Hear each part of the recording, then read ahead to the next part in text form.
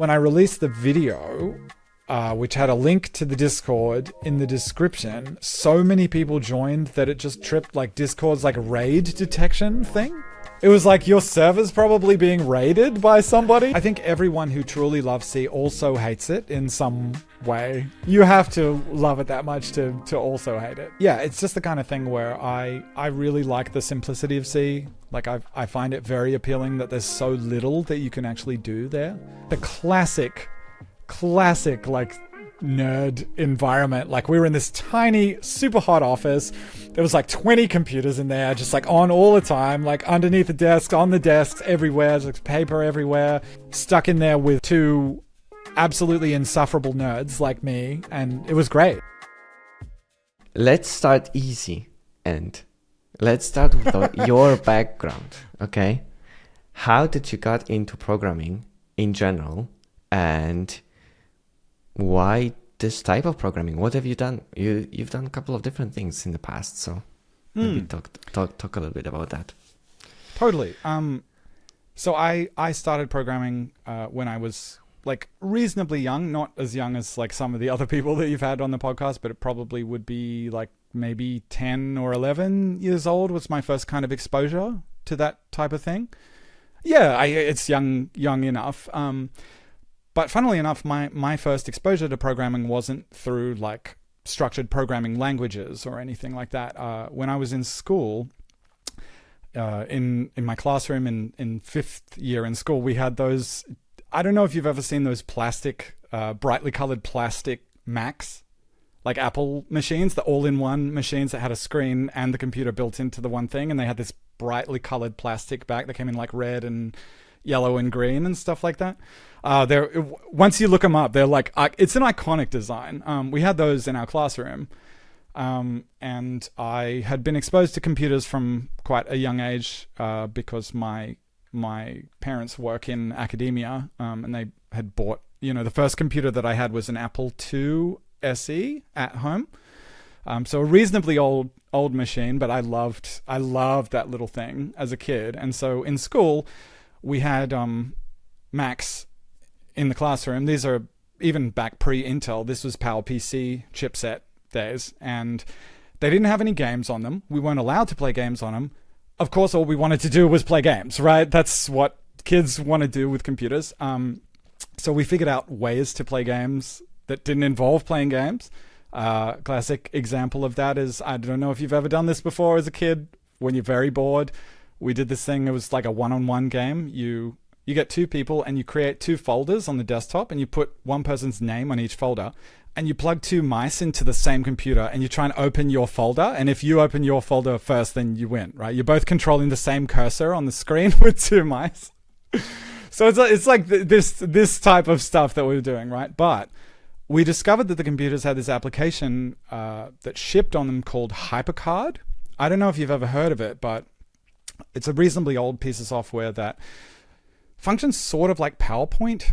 You made slides on it and that kind of thing, but it was sort of closer to the early version of like the World Wide Web than PowerPoint. Like you could link slides together with buttons and create like timers that triggered actions and that kind of stuff. And the more that you dig into it, it's like it has this whole scripting language behind it and that kind of thing.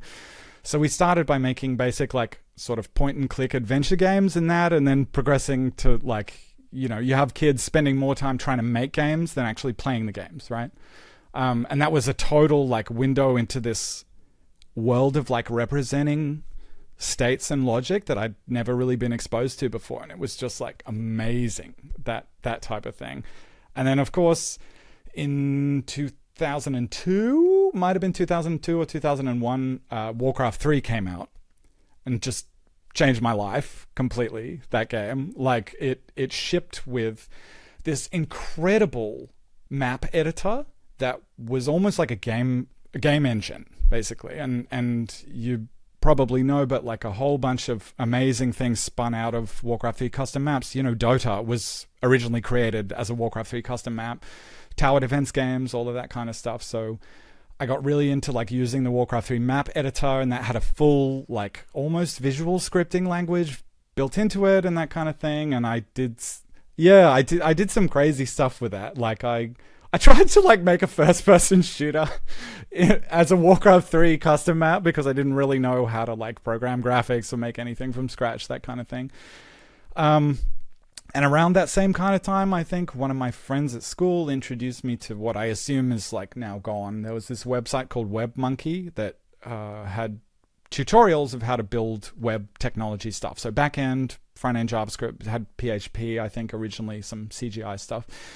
And that was really the start of like, oh my God, you can just type stuff in a text file and run it and it will do things. Like that was the first realization for me that kind of thing was possible. It's just, again, totally a new world that I'd never experienced before. Yeah, and after that, during high school, I did a bunch of stuff in Flash. Flash was, insanely popular at that time. People were making full games and crazy stuff in there.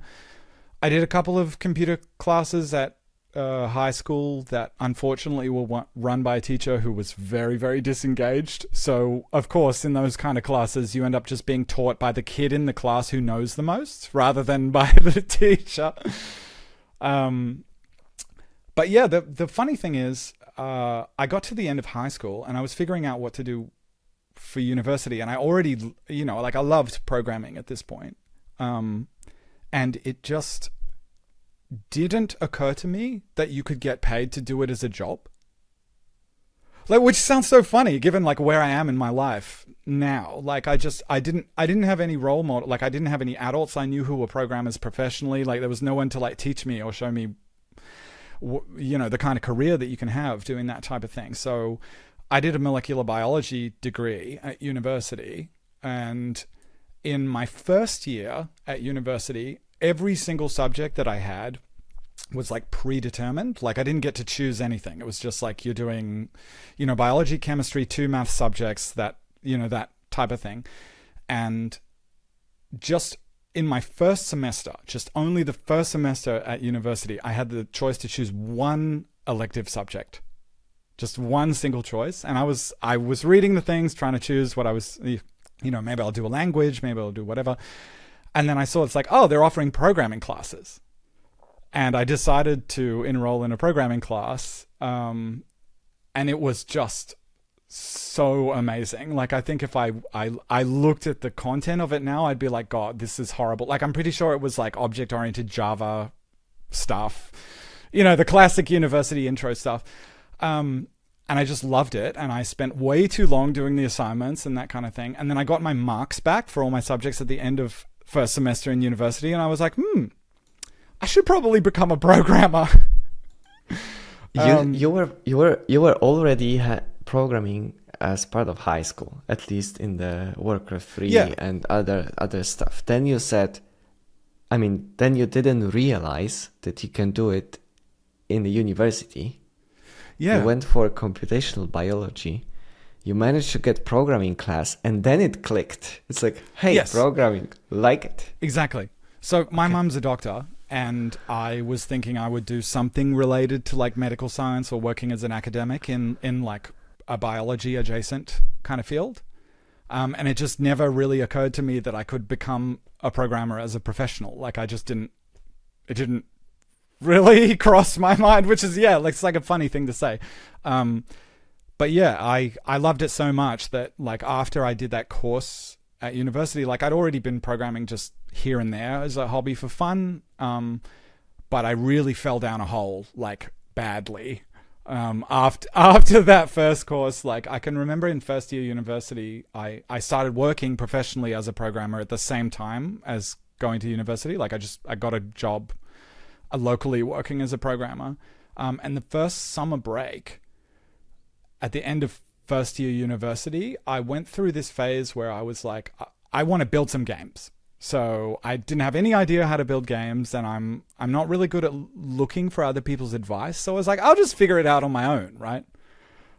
So I was building some games in Java using just the primitives, provided by the language and stuff. I wasn't even using any libraries for anything, and moving very, very slowly, trying to kind of reverse engineer everything from scratch. And there were periods where I would wake up in the morning, sit down at the computer, and work on this until I fell asleep at night, basically, for just like months consecutively, 2-3 months of this kind of thing, like an absolutely non-stop, with some breaks like here and there to see my friends and that kind of stuff. But yeah, just like it became like a full tilt obsession for me at that point. And I just sort of, I figured out pretty quickly that it was going to be something I was going to do really seriously for the rest of my life at that point. And so like I've had a reasonably sort of generic pathway since then. Right out of university, I was doing a bunch of contract work, like a few contracts at the same time and that kind of thing, and trying to sort of do my own startup-y thing with a colleague.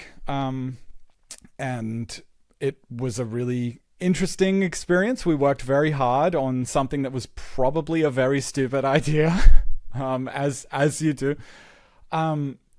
So we basically thought, you can Google for stuff that already exists, right? That's happened in the past, but there's no kind of service that is like, I want to get sent a notification when this particular event happens in the future. So, like if a band that I like releases a new album, I want you to send me a notification. Or if there's track work on the line that I take, the train line I take to work, I want to send you a notification. Just basically set up like monitors on arbitrary data that would tell you like when something happens, rather than having to actively look it up yourself. We were building that type of thing. So it's just consuming a lot of data, doing threshold monitoring. That not super interesting. But we ended up getting picked to pitch it at that TechCrunch Disrupt event. I don't know if you have heard of that. I watched Silicon Valley. So. Yeah, I know. Oh God, I cannot watch that show because it is way too real for me. It's like cringe-inducingly real. Like they got it amazingly accurate. They really did. Like, yeah. So we went and did that, and that was like an utterly surreal kind of experience. But yeah, apart from that, it's like I've worked at places that build like social media tools. I have worked in an academic setting doing sort of like high performance compute, writing algorithms and building stuff for doing like blood data analysis, that type of thing. In 2018 or 2019, I can't remember exactly, I got a job at Canva, which has become like really, really big. It was actually kind of crazy. Like when I started there, their valuation was somewhere in the area of like 500 million or something like that, or 200 million. I can't remember. It was somewhere in the sub sort of billion range. And by the time I left, it was like 40 billion US, and the headcount grew from like, I don't know, it was sub 1,000. There was like 300 engineers or something when I started at Canva, and by the time I finished, there was like, oh no, not engineers. There was like, 350 people at the company, I'm pretty sure, or something like that. And by the time I left, there was like 4,000 or something. So it's like a very, very, crazy kind of growth curve. In what time span? That was like 4 years. Okay. 3 or 4 years. So it was like it was like 4 years, I think. It was like a 10x kind of headcount growth. Yeah, which is, absolutely wild. And that was a super invaluable experience, like being able to work at a place that actually operates at a very high scale, like in the tens of millions to hundreds of millions of users kind of range, is just really interesting. Like I learned so much working there. What technologies? A funny thing about... What technologies have you used? What technologies have you used? At Canva specifically? Well, the funny thing about that, I ended up working mainly as a web front-end engineer. So I was doing like TypeScript mostly, a few other things. I ended up doing some back-end work there, and some algorithmic stuff as well. But the funny thing is I was working as like a full stack web engineer, and I'd also done some iOS stuff and that kind of thing. I just worked in a few different things before I I applied for the job at Canva. And I applied for like 3 roles there, for like an iOS dev role, a backend web role, and a front end web role. And when the recruiter called me and told me to come into for an interview, he didn't tell me what job it was for.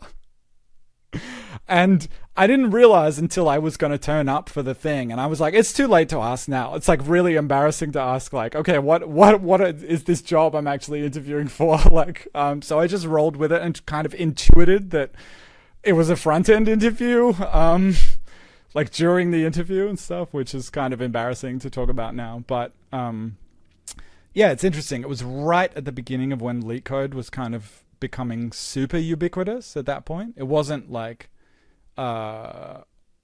insanely common before that. And like I'd never done a LeetCode interview before. I'd never done any practice or anything like that. And the idea of sitting down in a room and plugging your laptop into a TV and having 3 people just watch you try and solve a problem on the fly was like quite... I was shocked at the time. I was like, I found it quite harrowing. Like, but it's so common these days. I mean, it just seems like the way that things have gone with interviews, like they've really, really changed. When I was first working, it was all just talking, more than anything else. And then, sorry, just to finish this very lengthy story, after I was working at Canva for a while, I'd been working in web for like quite a long time, or like web adjacent kind of stuff. And similarly to a lot of engineers, I'd sort of dug as far as that hole kind of goes. And I was noticing that there was this huge part of software that I hadn't really explored properly. Like, of course, I'd done C and stuff in university, and I'd done some side projects here and there. I played with... You know, like I when I first started doing iOS apps, it was super early, so it was like all Objective-C before Swift came out and that kind of stuff. So I still remembered like a decent amount of that stuff, but I was like, I want to work in something more low level. And also I was starting to get older, and I thought, you know, I had this niggling thing in the back of my head, which was like, if you don't try and pivot into the games industry now, you're going to get too old and you'll never get a chance. Like, that's not true at all, by the way, for anyone listening to this. Like, it really doesn't matter, but it was something that I was really concerned about at the time. So while I was working at Canva, I just started sort of cross-training in my spare time, and I probably spent 3 years getting prepared for what I expected to be a very difficult transition from mostly web into the games industry. And it was much, much less scary than I thought it would be. So many things are so similar. So I ended up, moving into working in games, and I've been doing that for a few years now. And sort of here I am at this point in my life. So for how many years you're actually in the game dev industry, and what do you do? So I've just been a sort of generalist programmer, and it's like sort of 3 years in now. I actually just finished up before moving back to Sydney at my most recent job, so I'm technically unemployed right now. Oh. Okay. Which is a fun place to be. But in the games industry, like, depending on where you work, in my experience, things are mostly Unity and Unreal these days. It's like they've eaten, between the two of them, they've eaten such a significant percentage of the entire industry that you're looking at something like most places that you work are going to be one or the other. I worked at a place that did a lot of contracting for like larger companies. So we got heaps of different projects, you know, working on pieces of larger things, some long running, some like one shot, like smaller things, a mixture of Unreal and Unity and some other stuff. And it was just like amazing experience to be able to do all those different things, you know. But yeah, that's like 3.5 years or something ago was when I started making that transition. So not super long. Nice. So we are now approaching the time when we're gonna start talking about Clay. And I realized that I didn't yet post in the chat our link to ask questions to make use of the live interview that we have. So let me do that now. If you would like to ask a question or submit a question, we'll probably have a couple of breaks during the interview to do that. But since I vibe coded an app yesterday with Jules agent, I will paste in all the chats the link to do that. To ask Wookash questions. mentioned to me beforehand that he vibe coded the app, and I wasn't going to out you. Like, I was going to let you just say, oh, there's this app that we use for the Q&A. But, like, I'm glad that you said yourself that you vibe coded it. You can do inspect source, and with the comments there, they will be pretty obvious. I didn't even like do the proper work to like clean it up so it doesn't look like it's vibe coded. It's better to not pretend. Like, you just embrace it, right? Honestly, like, this is the first really nice experience. I didn't know anything about like Firebase and whatever authentication and blah blah blah and like this, and the process of coding it, also asking questions, learning how to do it was pretty nice. And the Jules agent that is looking similar to Devin, if you ever seen this, but working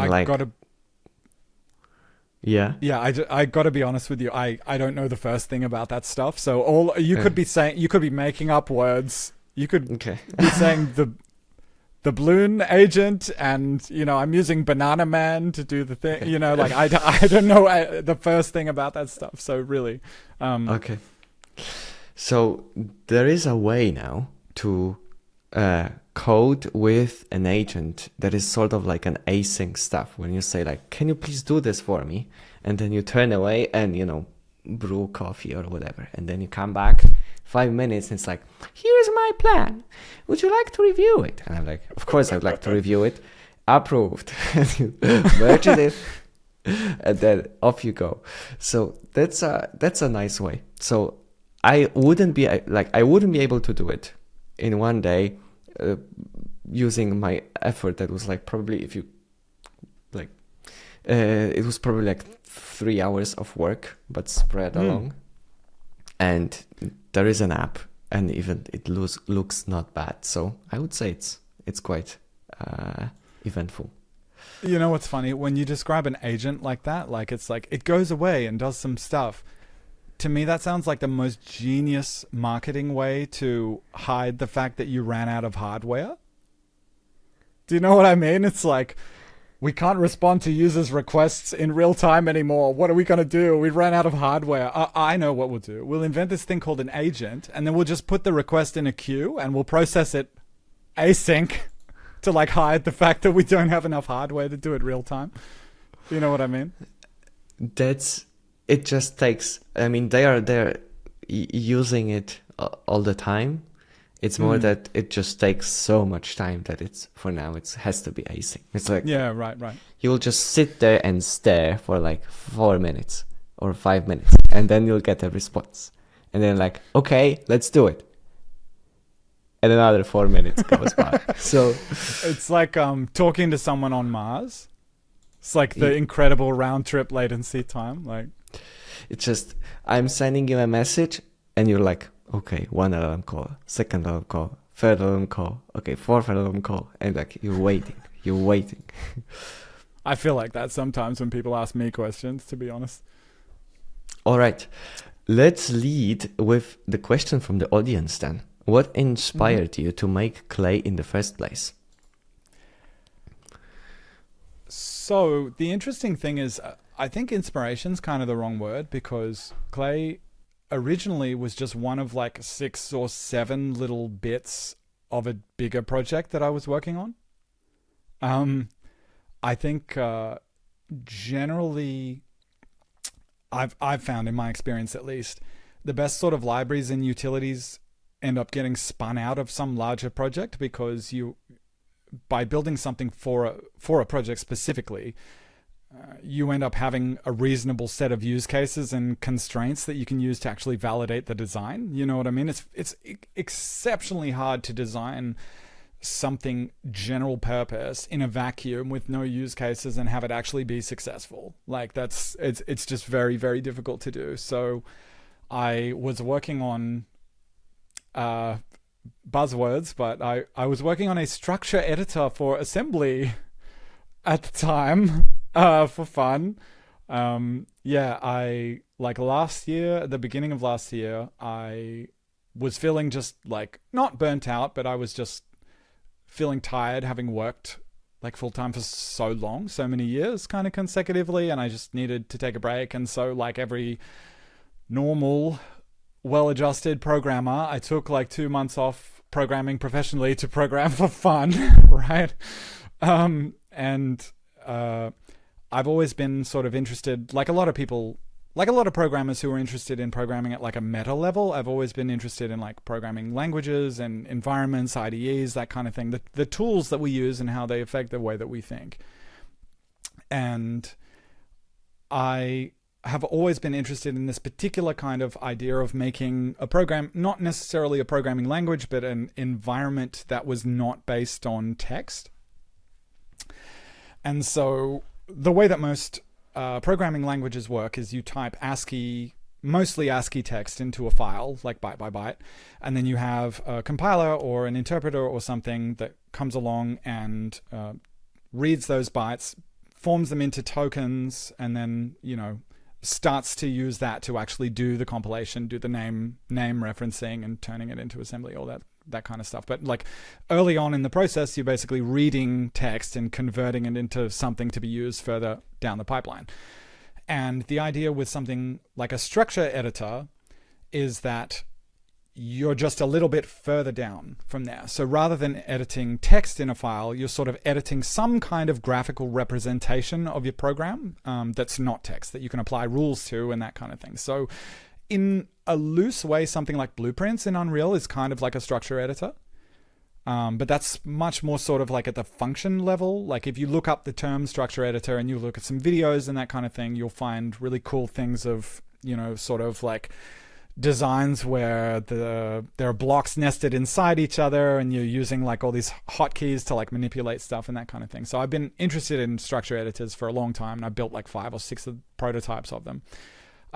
There's a prototype one on my GitHub that is just a funny sort of assembly-like one. And over the years, I sort of have gotten to the point where I've been building these prototypes of like this weird idea that like, what if we rewind all the way back to like 1970 or, you know, around when C was first invented, and imagine if instead of C being the thing that became dominant, like some other paradigm like became dominant at that point. And one of the things that I like to think about just as like a thought experiment is, what if instead of going down the road of like having functions, we just went like really, really heavily into macros and code generation? Like what if history was different and we didn't have like memory limitations on, you know, that meant that reusing functions was like actually very important for the size of the executables and the instruction cache and all that jazz, you know.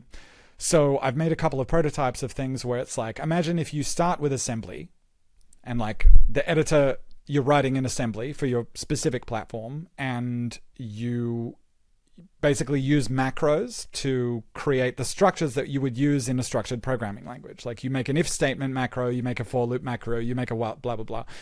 And then at some point your programming doesn't look like assembly anymore, but you can still just instantly expand it to the assembly underneath, like that type of thing. So that was the kind of prototype that I was working on. And I wanted to start with a really simple instruction set. So I was like, why don't I do something like the 6502? Like 6502 assembly, the great target is like the Nintendo the first Nintendo Entertainment System, like the Ricoh 6502 subset, for example. So I had a lot of fun over that time, like building this IDE for assembly at the same time as doing the like Pikuma course on building a game for the Nintendo Entertainment System. And I was like building the game using my own IDE, and when I needed a new feature, I'd build it in the IDE and stuff like that. So it was just like, it was a fun sort of nerdy thing to do as like a break. But one of the biggest things with that is that I built it just in C with almost no dependencies, right? And because I'd come from the web world, there are a lot of negative things to say about the web world, but there are a few things that have been done like exceptionally well, and I think in the like overgrown forest that is CSS, somewhere in the center there's this beautiful clearing of like a core of stuff that's actually good. And I think Flexbox and the things like immediately related to Flexbox are actually a good model for thinking about how to build flexible user interfaces, right? So I was like, why don't I've never done this before. I have no idea how Flexbox works under the hood. I'll just figure it out for fun on my own, because I like doing that kind of thing. I love trying to figure out things from first principles, I guess. So I was like, I'll figure out how to implement a first principles simple version of Flexbox in C and use it for my own project. And so I had that same kind of loop going where I'd implement a small feature and then I'd need something more advanced and I'd implement that, and then I need something more advanced, I'd implement that. And so for my private version of Clay, I think I probably rewrote the like layout algorithm part of it, like the data structures and the way the traversals work and that kind of thing, like at least 10 times from scratch, maybe more.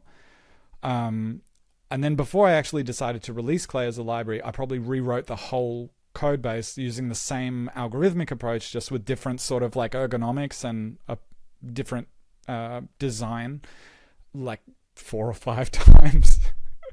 So it was like a lot of iterations on it before I got to something that was worth actually releasing as an open source thing, because like the distance between a private library and an open source level of quality is amazingly far. Amazingly far. Like it's like, to make it good, it's at least 10 times the work, I think. Compared to just building something yourself privately. So that's kind of how it started, as a small piece of a much larger thing. Okay. Before we dive into a couple of like specific and details, maybe you can tell us what Clay is from the high level point of view and how does it work? Sure. So Clay advertises itself as a UI layout library. And what a UI layout library does is the high-level summaries is it calculates the size and position of your UI elements that you want to draw to your screen. So in the most primitive possible case, if you want to draw some UI on top of a game or that kind of thing, if you break it down to like the base level primitives, you're going to have something like some kind of polygon, some quads, some triangles, whatever, to make up your shapes. You're going to have some images. You're going to have some font-related stuff going on, some text-related data that you need to use. You can break it down to like some small like primitives, and then in order to actually draw those, you need to know those two things. Okay, where am I going to draw the thing on the screen, and how big is it going to be? And then you also have things like how are they going to stack in a Z sense? Like, are you going to draw them back to front using Painter's algorithm or that type of stuff? So generally you have to think about like the size and position of those elements. And if you have a fixed size window, a fixed aspect ratio window rather, so you're only ever rendering your game in like 16:9 and you have control over exactly the situations that it's going to appear, you can kind of get away with just like hard coding the position and the sizes of things. But as soon as you have a window that can change aspect ratio or size or DPI density or something, you have to introduce scaling, and then you have to do all this math around the positions that you're like hard coding and that kind of stuff. And then on top of that, so you're dealing with stuff coming from the outside, from the aspect ratio and the window size changing. You have problems coming from the inside as well, when, if you want to translate your game into a different language, suddenly all the text is different sizes, right? And you need to fit different size text into your interface and that kind of thing. So what a UI layout library does is, instead of having to specify your primitives using like a size and a position, you describe how they relate to each other. So you'd say, I want an outer container that lays out its contents from top to bottom, and I want to put a consistent gap of padding in between all the contents, and the contents, I want them to have text inside, and I want them to be limited to like 400 pixels wide, and if they get wider than that, I want the text to wrap to a new line and push everything underneath downwards, that kind of thing. So you describe your UI in those kind of terms. CSS is the most famous kind of UI layout library example that there is out there. So it's just one step above just like hard coding it yourself. And so as a result, Clay doesn't actually have anything to do with like drawing or like how your UI looks, for example. Like you handle the actual drawing side of things in whatever backend you're using for your app or your game. And it just calculates the sizes and the positions of everything where it's going to end up on the screen. Okay. So usually when you're using some sort of UI library, you either have this declarative framework where you say what should happen at some point, or you have this like immediate mode where you kind of go and then say, okay, now draw the rectangle, now draw this, and like if somebody clicked, like you have these roughly two modes of UI libraries. First of all, is it correct, and are there more modes? And second of all, like does Clay work with both? Like how does this interplay? It's a really good question, because the distinction is like very murky, and it varies depending on what industry you're in. Like generally the dichotomy that people talk about is immediate mode and retained mode, and in the games industry, people might think about retained mode in a different way to how people might think if they were building desktop apps or doing stuff on the web, for example. So I think the best way to describe it is like if you zoom out a little bit and think about things in a general sense, the difference between immediate and retained mode is about how you handle changes to your UI. And like when you're handling changes in programming in general, there's like two ways to handle changes, right? If I want to modify an item in an array, there's two ways to do it. Either you go into the array to the index and you resolve that to a memory address and you actually modify the data there. You actually mutate the item inside the array.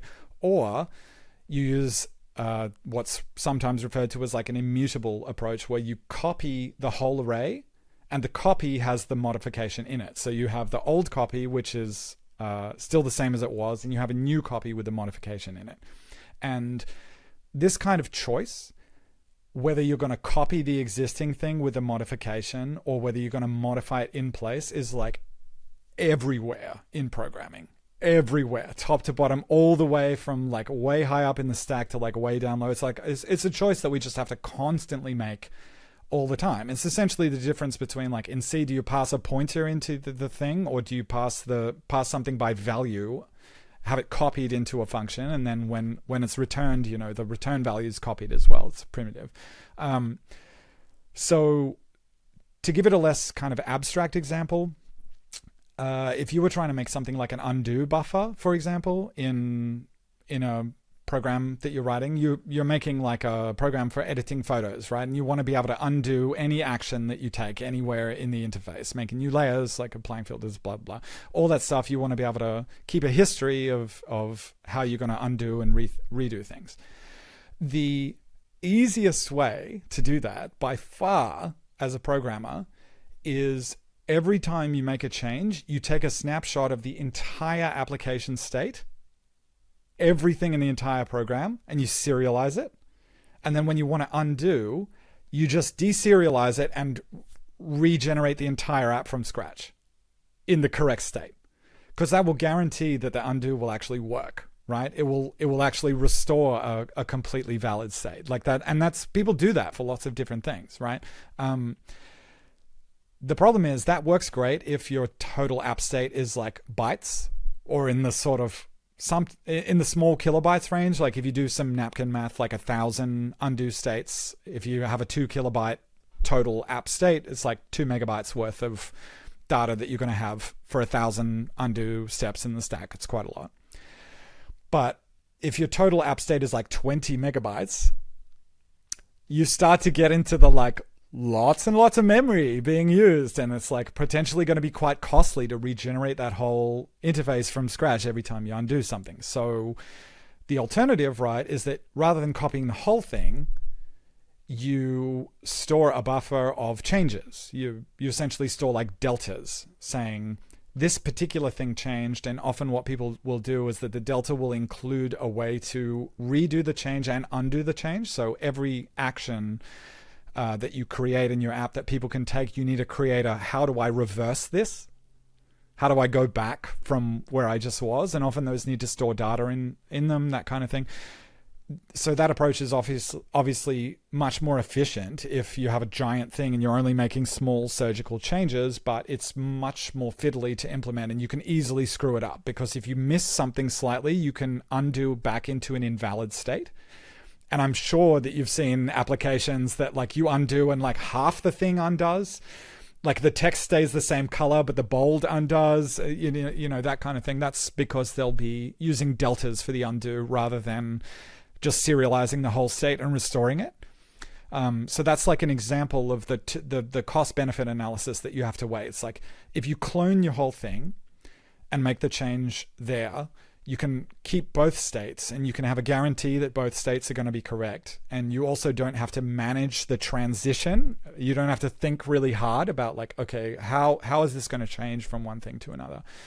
And so how that relates to user interfaces is retained mode is essentially mutate in place, and immediate mode is throw it all away and regenerate it from scratch. Those are the two approaches, how they work in user interfaces. So in retain mode, it feels a bit more like object oriented, like you might create a panel, create a scroll box object, or create a text input object. You retain a reference to that for longer. If you transition to a new page that doesn't have that scroll box or that text input, you need to actually remember to deallocate those things. You need to remember to correctly get rid of those things that were on the previous page, right? If something changes color, you now need to think about like, okay, I have to reach into the thing and change, specifically mutate the color of the thing, or like whereas with immediate mode, you describe one page and you describe the next page and you just nuke the whole UI in between and regenerate it all from scratch. So you have a guarantee that you're always going to end up in the correct state, right? So the thing that makes it a little bit confusing is this term is often applied across the whole pipeline of UI. So it's like at the layout stage, Clay uses an immediate mode design. So essentially you're regenerating your UI from scratch every frame, which is why performance is so important, because like obviously if you're doing that amount of work, you need to make sure the work's being done fast, right? That's from a layout perspective. Retain mode and immediate mode can also refer to how the graphics are actually drawn on the screen, because obviously you're going to need to be uploading stuff to the GPU. You have persistent graphics objects, that kind of thing. Around the drawing side of stuff, you also have these same questions that you need to answer, which is like, do I just push the whole thing?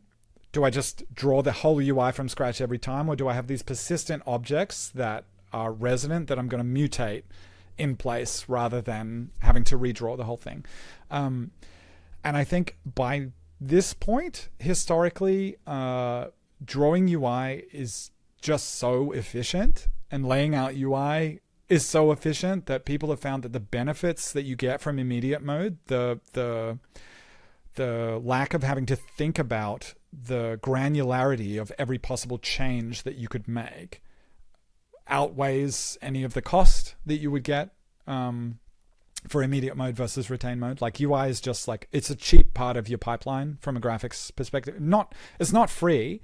It's still going to cost, some noticeable amount, but it is cheap enough that like the difference between retain mode and immediate mode is often splitting hairs, especially given the kind of tricky situations that you can get into with retain mode and like really complicated UIs. Okay. How does browsers do it then for their virtual DOM?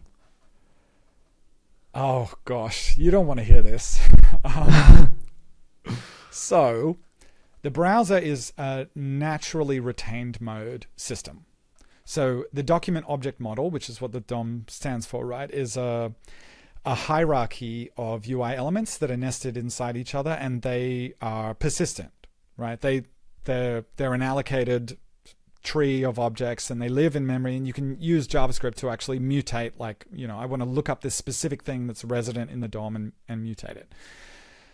Turns out that when you end up with very large applications built using this kind of paradigm, you can do it if you're a very small team and you're very careful about your architecture. But as soon as you get to a very big team, you end up with kind of a nightmare. So I'm sure they're probably fine with me talking about this.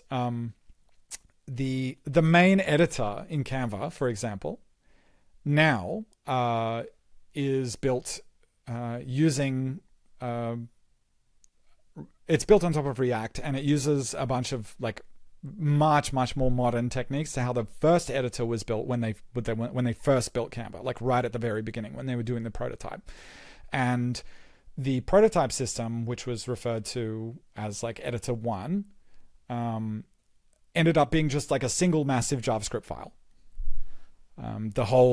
The whole editing experience, and that kind of thing ends up being just like this rat nest of like mutations and references that are just pointing everywhere, and like tracing the control flow becomes very difficult. And so when they rebuilt everything, they decided to go for an immediate mode framework like React, for example. So React is a very famous immediate mode JavaScript UI framework. But here's the thing. The DOM, the document object model, right? The thing that you define with HTML, that's how the browser works.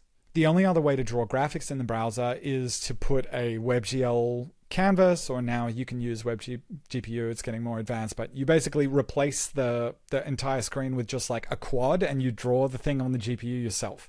And then you're in no man's land in terms of like the browser technology. Like you can't use CSS or whatever to lay out your things there. So you have to build an application from scratch. But if you want to use the web technologies, HTML, CSS, that kind of thing, HTML is inherently retained mode, right? It's an API that you poke and mutate and that kind of thing. So what React actually is it's a immediate mode API over the top of a retained mode API.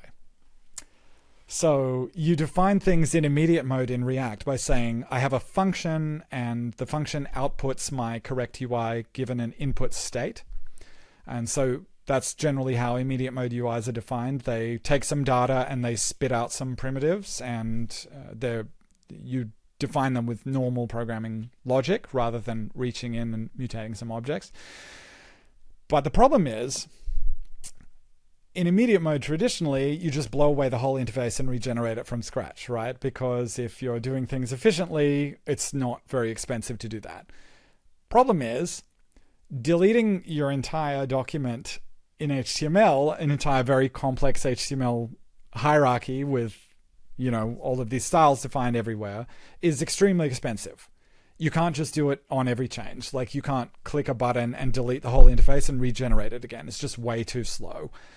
Because there's so much overhead inherent in the system. So instead, what React does, and the thing that was innovative about it when it was first released, is it keeps a cheap in-memory representation of what the DOM looks like.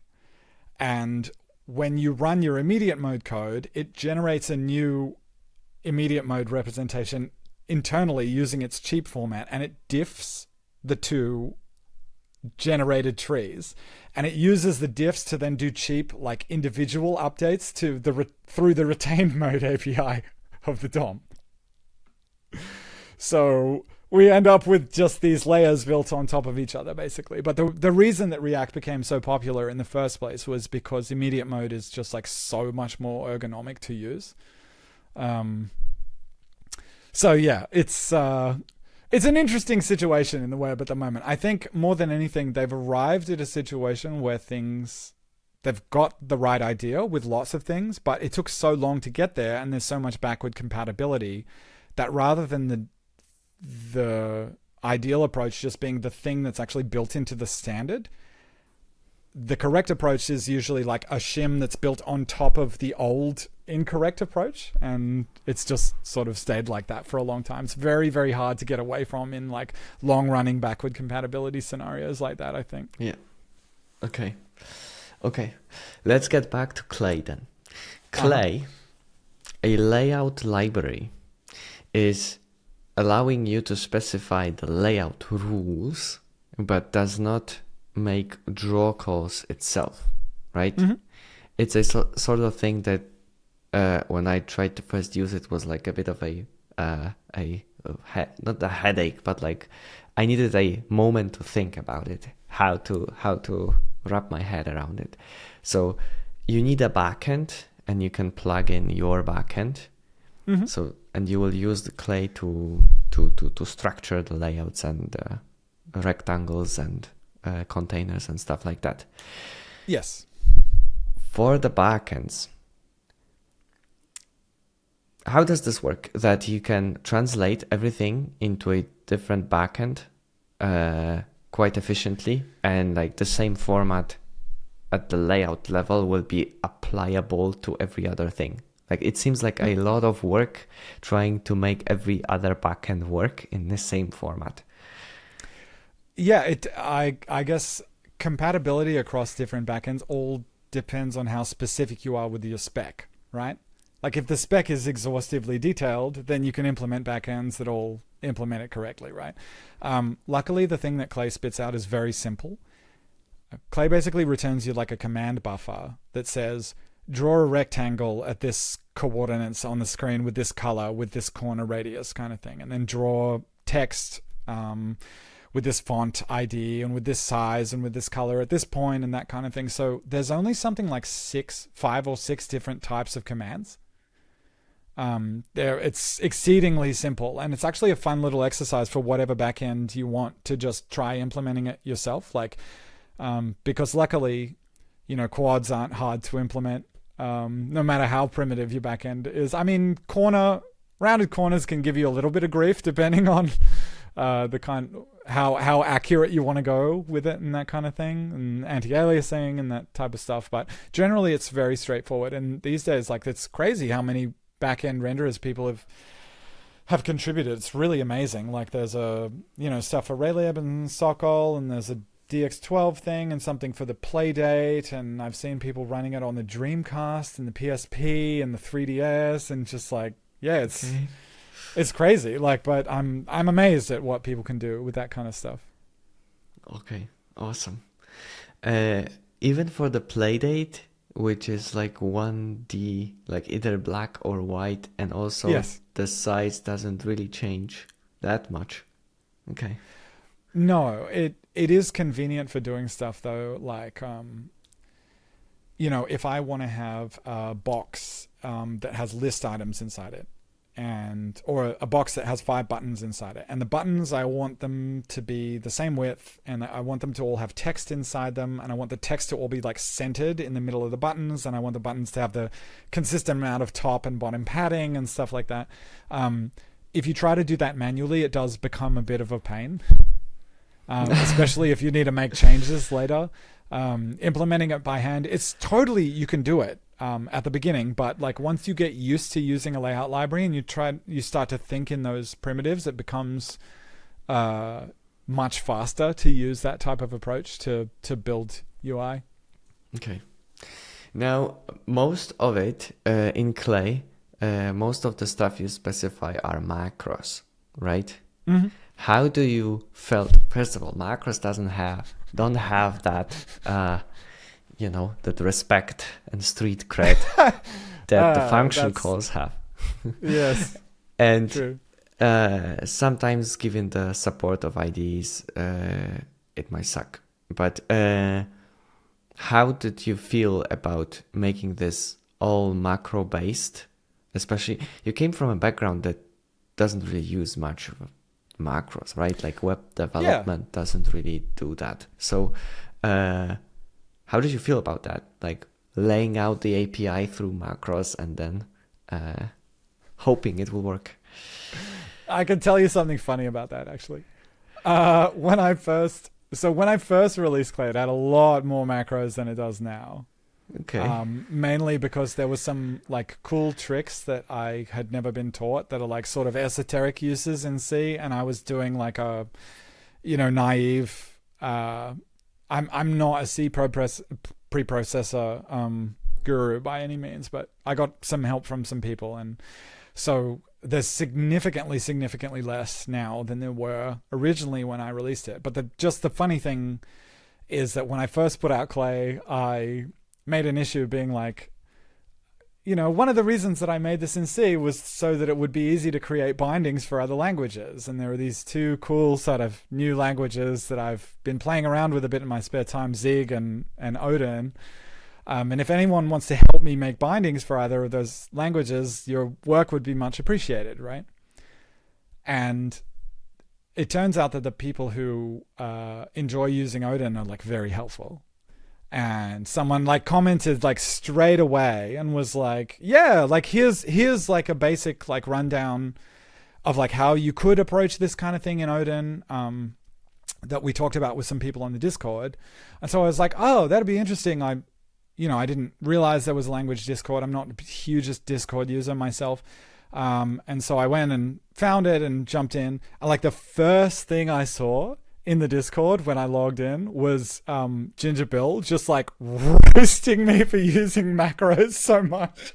He was just like, obviously he's not a macro guy, but yeah, it was just a funny introduction to Odin for me. It's like, yeah. And for those who don't know the context, Ginger Bill is the creator of Odin language. Yes. So, in my defense, right? Yes. The only reason that Clay has macros in the first place is because a feature that I consider to be like reasonably essential in modern programming languages that is completely absent in C and also almost every other language, right, is the ability to ergonomically construct a tree. Trees are so useful.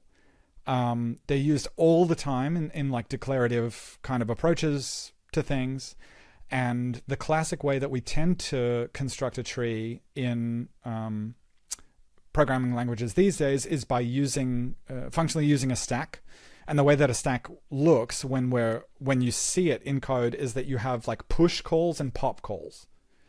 So it's like OpenGL uses a lot of this kind of stuff. Like you push something to like an internal stack, do a bunch of operations, and then pop it again. And whenever you have a stack like that, whenever you're pushing something, doing operations, and then popping something, and you can push nested things, what you're actually doing is implicitly constructing a tree in the background. Like you push a node, and then when you do things inside that, when you push more things, you're adding children to the tree. You push more things, and then you pop them, that kind of thing. And so because UI forms a natural tree structure, like the data behind UI is naturally a tree, it means that having a system in your programming language that is able to specify trees in an ergonomic way where you don't have to remember to pop every push in the correct place, that kind of thing is so easy to screw up. And it's often very, very hard to diagnose when you've done that incorrectly, right? Because like sometimes you end up having a mismatch in your number of push and pop calls, and you can like detect that you have one element like left in the stack at the end when you should have 0, for example. But a classic example is you accidentally put the pop in the wrong place and things end up parented inside the wrong thing. And it's very visually hard to understand, like, how did I go wrong with this? Like, why is this thing over here instead of...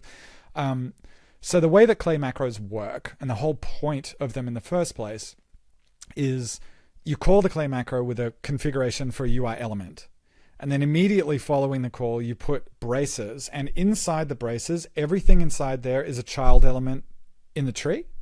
And you don't have to worry about calling close or pop or whatever at the end, because when the braces close, when the scope ends, it automatically calls close under the hood. So Clay actually uses a stack-based approach underneath, and the macros just call into just basically replace it with a sandwiched open and close. That's all they do. They're very, very simple, right? The reason I said almost no modern languages provide that kind of thing, one of the really cool things about, I don't know if you've played around with Jonathan Blow's language that he's working on. The macros have this thing that I've wanted in languages for so long, which is that they just have this code directive where basically you can call a macro with your own custom code and just pastes it in. And so that's what they do in C, but obviously there's much better handling around that kind of stuff. And so it means that you can create essentially macros that ergonomically construct a tree for you. And that kind of thing is just, it feels like essential to me now. If I was to switch to a modern programming language, I would really want to have some way to just declaratively construct a tree. That's what JSX is. I don't know if you've heard of that before. It's like a pre-processed step on top of JavaScript that React uses. It essentially allows you to use HTML tags inside your JavaScript functions, and all that is just providing you a built-in DSL for constructing a tree. That's all it is. So for me, that kind of thing's really important, and that's what the macros are for, because I just don't want to have to remember to call push and pop and then screw it up. So the private API actually only has open element and close element, and you can just use those if you want. Like, there are plenty of people who don't use the macros at all, and they just use the API underneath that just opens and closes elements, and they just remember to do it in the right place. But it's not my thing. Okay. So was this the reason for choosing C programming language? Or? No, I don't know. I've always loved C. Well, I think everyone who truly loves C also hates it in some way. It's like you have to love it that much to also hate it. But yeah, it's just the kind of thing where I really like the simplicity of C. Like, I find it very appealing that there's so little that you can actually do there, and I just build all my side projects in C because I enjoy it. Like, I have fun programming in C. One of the reasons why I decided to release Clay as a C library, because it's not that big. Like, it's trivially portable to something else. Like, a whole bunch of people have done straight rewrites in different languages where they haven't actually used my code at all. The reason I release it in C is primarily because it's very easy to bind to. Like it or not, C is kind of our foundational ABI at this point, and you can write like every language has an FFI for C. You can write bindings into C very easily. It's much more difficult for other languages, so that was a big like consideration for me in terms of like the design of the library. I will mention quickly, in terms of like just fixing the problems that C has. Like, C has a lot of warts to it, right? I love it, but it has problems. In terms of fixing the C problems, Odin's probably the best language in that regard that I've seen so far. Like, whenever I have whenever I have something that I find in C is really frustrating, I generally, if I just go look at the Odin documentation, Gingerbill will have just fixed it. Okay.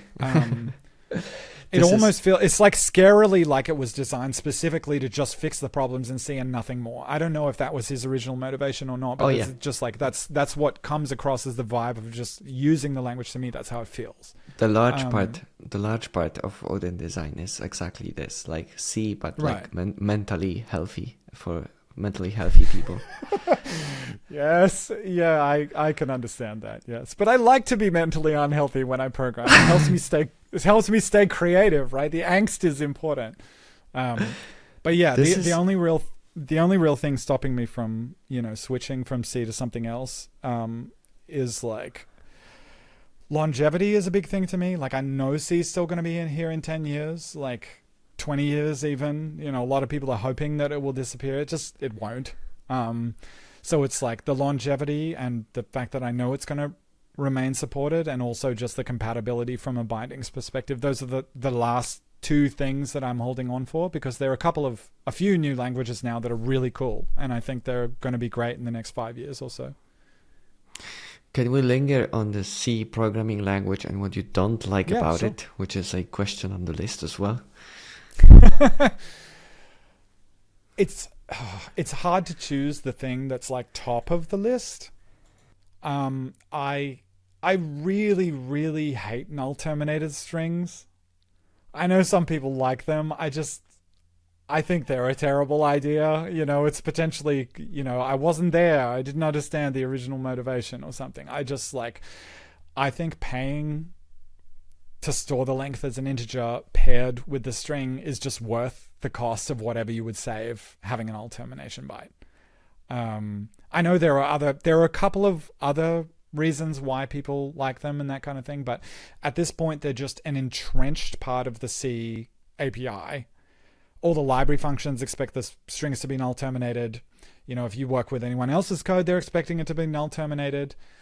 So yeah, it's like a slightly out there way to approach things. So not having null terminated strings, like having a length paired with a string, is like very up there for me. It's functionally the same thing. Like I'm basically talking about the same concept, but of course, extending that to arrays as well. Like arrays should obviously have length. It's obviously they should. It's just not good design to not have that. But like luckily, it's not actually such a big gripe in C for me, because when I program, I just make a struct that wraps an array that has a length, and it's fine. But it's so you learned to get away from these problems like by yourself, right? Yes, totally. So it's like I'm making excuses by saying that it's easy to get around, because the majority of people take the path of least resistance, and so they end up doing things like that. There are some very, very annoying and hard to appreciate behaviors in C around conversions between types, automatic conversions between types, and whether the compiler will complain if you just pass in the wrong type. Like I'm talking about numeric types specifically. Like the numeric type handling is very jank in C. I mean, it's there's a spec, which is great, but yeah, there's just from what I recall, I can't believe I'm blanking on this, but from what I remember in Odin, of course, you have to cast between types. Like it won't auto cast between the types, as far as I know. And so you need to actually acknowledge that this is what you're doing, kind of thing. The fact that C hasn't for the longest time, like it just recently got fixed. You weren't even able to specify how large enums were. That type of thing. Like they could be whatever size the compiler decides. 4 bytes, 8 bytes, 1 byte, who knows? So in newer versions of C, there are some absolute like hero people. There's someone who is, I've heard them referred to as like the PhD, or Phantom Derp is the Twitter handle. But there are a couple of people who are really pushing for like improvements to the C standard in the most recent versions, who are just doing amazing work, but it's very, very hard and very slow. Changing the C standard because of the compatibility, or what? I mean, they're newer versions, so you don't have to worry too much about that kind of thing. But I just think that like the committee is very, very slow. Like going through the submission process for trying to get a feature like merged into the C standard is extremely time consuming and difficult. So like, yeah, it's not the kind of work that I'm cut out for. Like I don't like administrative work, so I could not do that type of thing. So I'm very glad that there are people who are able to slog through that kind of thing, because it's absolutely worth it. But yeah, I'm sure I'm forgetting things. It irritates me that there's not like function name overloading in C. Like having just like incredibly basic generics would remove the need for like all the macros, or 99% of the macros in C, kind of thing. Obviously, the include system with headers and C. Just throw that whole thing in the bin, right? Just not. We have better approaches for doing that kind of thing now. We know more about what works and what doesn't. And so yeah, there's a lot of things that are painful that you can get around. And I did mention a few of these things in that I made this video about like what essentially amounts to just programming in C for fun, with it being a bit less painful than it would be if you follow one of those books that were written in the 80s about like how to program C correctly, Okay. When we talk about Clay and its work, it doesn't interact with GPU directly because it has backends, and backends do that, right? What about other resources? For example, threads. Is this multi-threaded, or how? What are the tough parts, the complex parts in terms of resource use for Clay, and how does it look like? Well, funnily enough, a decent amount of the resource usage is actually spent on things that you wouldn't have to pay for in a better language. So, for example, in Odin, you have there's support for a couple of compile time hash functions. So you can basically specify a string inside one of these compile time hash functions, and it will, at compile time, generate the resulting 4-byte or 8-byte number, and just paste it in so that doesn't actually get computed at runtime at all. And so in Clay, we hash string IDs to identify various elements. And if you have a really big layout with like a heap of like elements, just doing all the hashing has a cost, right? And it's being done at every frame because we can't do it at compile time in C. Like there's just no way to do that type of thing. So in Odin, for example, or anything else that would give you decent enough comp time support to just do hashing, anything that was known ahead of time, like if your IDs for elements are constants, which the majority of the time they are, you wouldn't have to pay for that kind of thing. So that's something that we have to do. To be honest, when you're doing UI layout, what I found is that the vast majority of all the cost you end up paying is just measuring the size of text. It's amazing how expensive it is to basically take an arbitrary block of text and say, give me the dimensions of this particular block of text. And one of the reasons it's so expensive is because Clay uses a model where we actually measure every individual word in a body of text and cache the resulting dimensions. And the reason that we do that is because then later on, when you resize the window arbitrarily, we can use those cache sizes to decide how to wrap the text onto new lines without having to remeasure the whole thing again. But yeah, what I found is that like just depending on what your implementation is, often your text measurement thing will have to reach into whatever pipeline you're using to lay out the text on the GPU. So it's not necessarily talking to the GPU to do the measurement. It's like you often will generate your primitives for text rendering on the CPU. Like you'll take your glyphs and you'll rasterize them to a texture atlas, for example, so that you can render them to the screen or something like that. But you have to query your font data for every character. And you also have to think about, kerning, ligatures, like all of that, all of the mess that is. There's a couple of great articles online. One of them is called Text Rendering Hates You that I recommend reading if you've never heard of it. But yeah, measuring text just ends up being expensive. And if you have to do it every frame, it ends up costing a lot. So like that cost, if we didn't cache those values, that would dwarf the entire cost of the layout. That'd be by far the most expensive thing. And then beyond that, the actual calculation of the layout is like reasonably quick. We have a bit of a cost now that involves just like copying structs around because like the config struct for defining in an element is like quite big. It's like on the order of like, we're up to like 180 bytes now, 160 bytes or something. It's like reasonably big because you have to define them all the time, like constantly and in loops and stuff like that. And it does like add up. But beyond that, there's like nothing. It's pretty lean in terms of the design. Like it does at the moment 5 or 6 passes over the tree. So you define all your elements. You declare all your elements and they get constructed as a tree as you're declaring them. And then we do 5 or 6 passes over the tree before we're like done.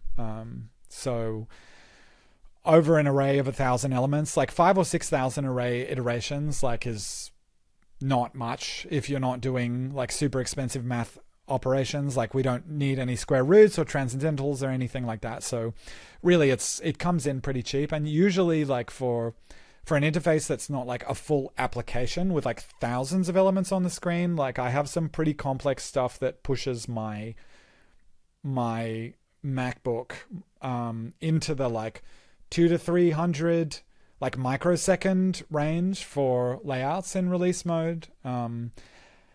But usually you're looking at layouts on modern machines in the like 50 to 100 microseconds kind of range when you're compiling with optimizations on, which is not bad.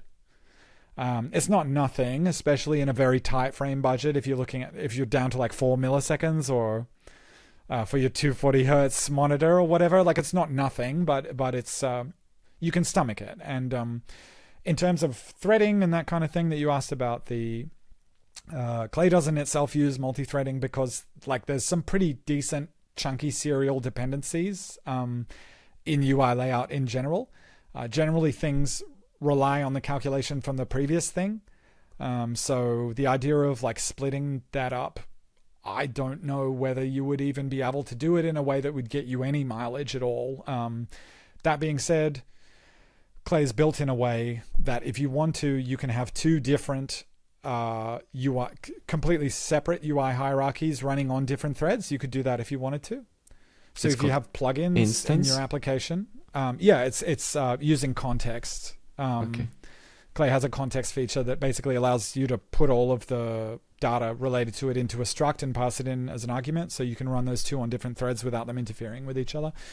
So yeah, people were talking about that for a system like, Unreal Engine runs multiple threads when you're working in development mode for the preview window versus the editor and that kind of stuff. Or someone was working on something for doing audio production where you have plugins, and like the plugins you want to be running isolated on their own thread and that type of stuff. So yeah. Okay.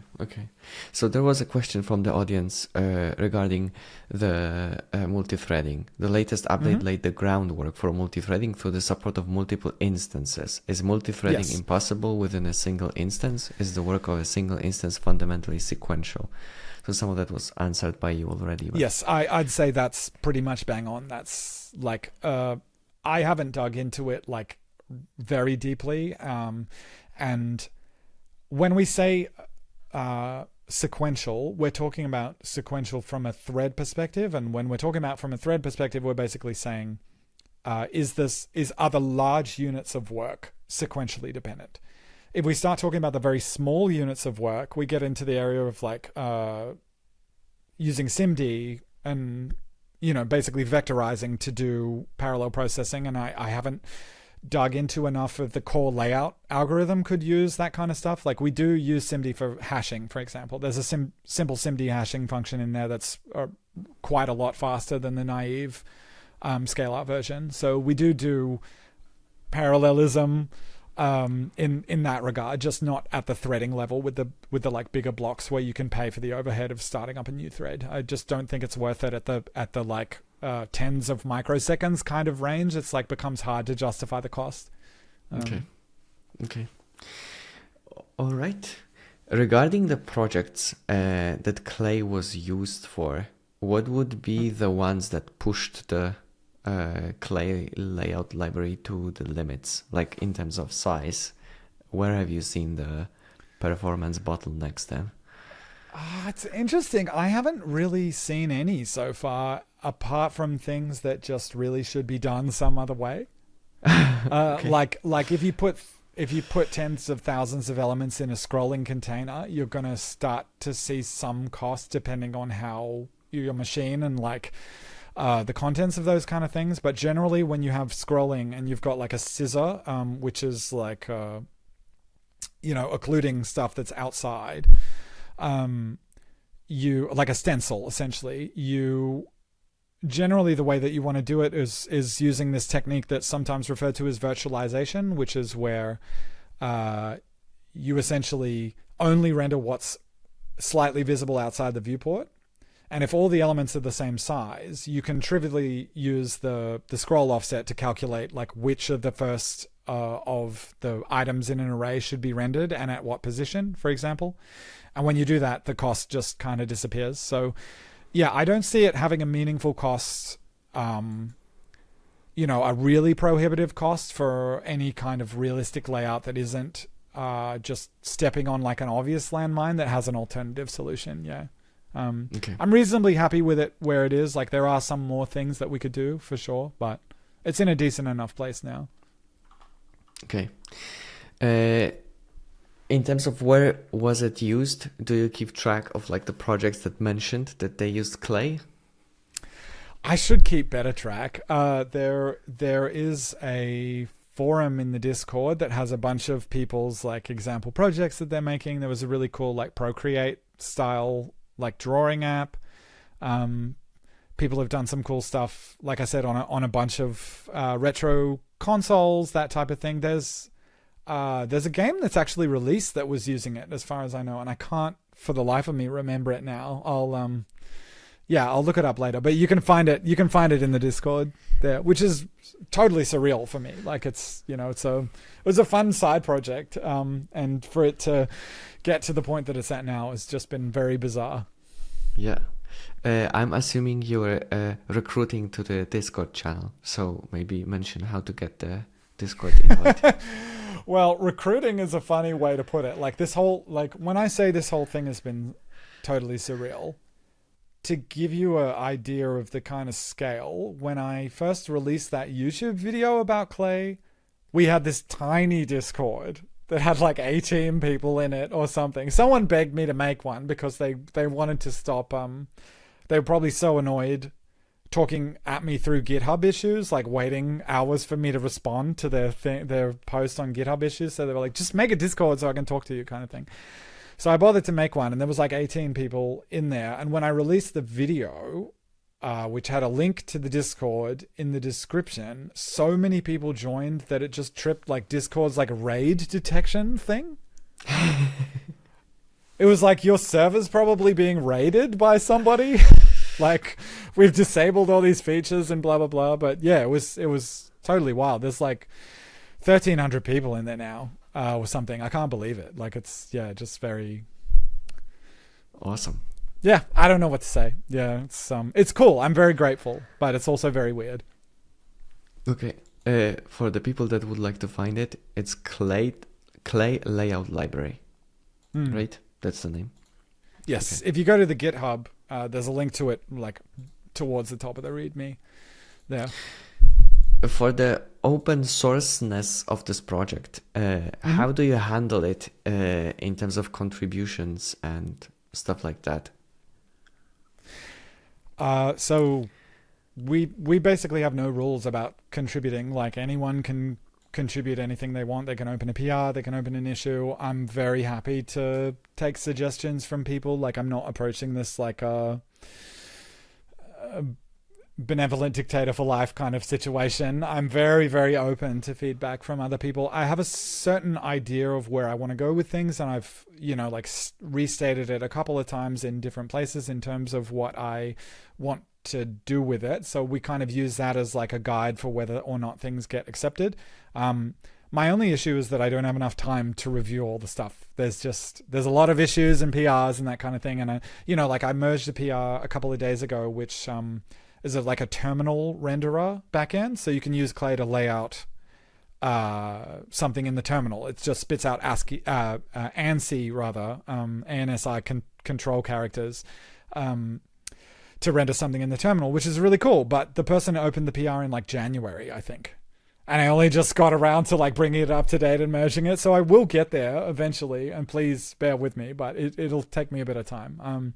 Open source is really difficult. It's very demanding, and there is the main thing is just like when you're making an issue, or when you're opening a PR, or when you're talking to someone about an open source project that they work on, you're not aware from your side about the incredible asymmetry of the interaction. Like, there are thousands of people interacting with this thing and only one person on the other side.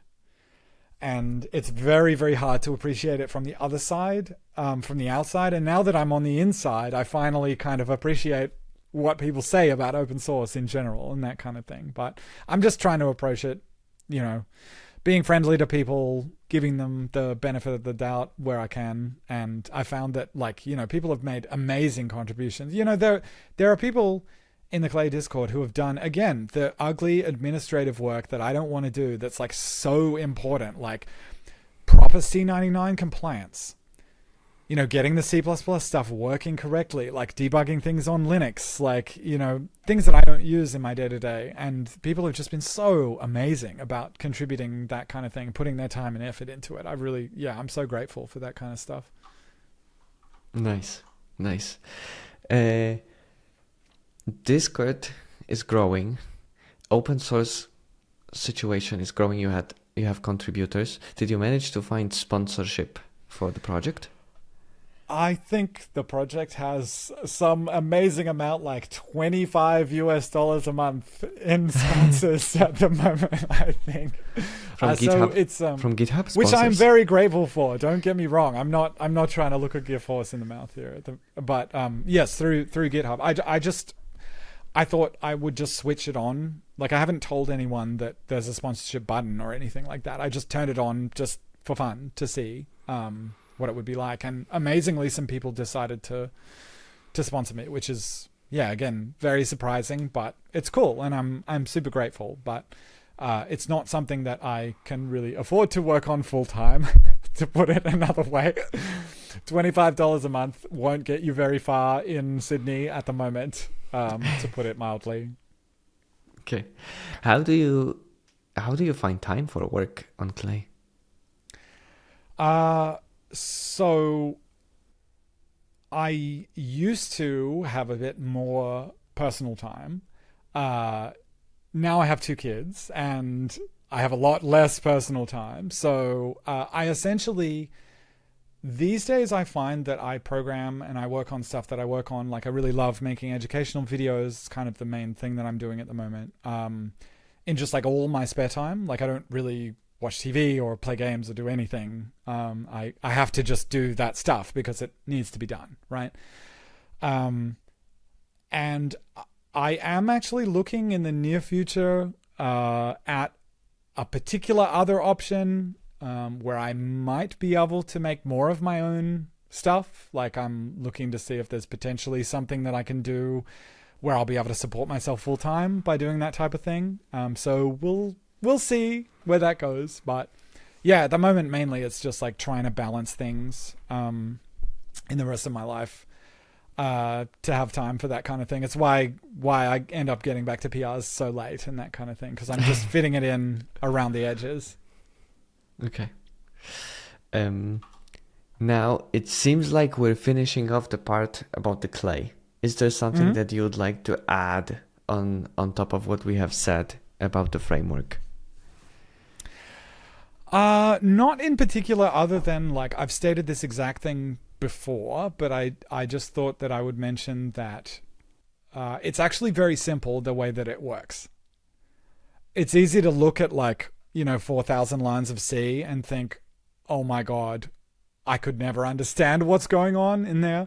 But it really is simpler than it looks. And I would definitely recommend that for anyone who's interested, just try building a simple UI layout implementation yourself. Like, it's a lot of fun to do. You find the little rabbit holes and it starts to click for you how it works. It's really worth just doing. And if you get stuck, you can just pinch the source code from Clay. Like, it's totally fine. You just copy paste it and modify it and do whatever. So if you ever want to do that, just do that instead of using the library. Like, you don't have to feel like it's stealing or anything like that. Like, I really want to make a point about, like, open source in general. I think in the last, like, 10 years, people have gotten very, like, there's this concept of, like, being open source famous now and that kind of thing. And people are very, like, it's almost like, I released this open source thing, but I also treat this as my IP, and anyone doing something similar to this, like, I'm going to get really mad because they did this thing. It's like,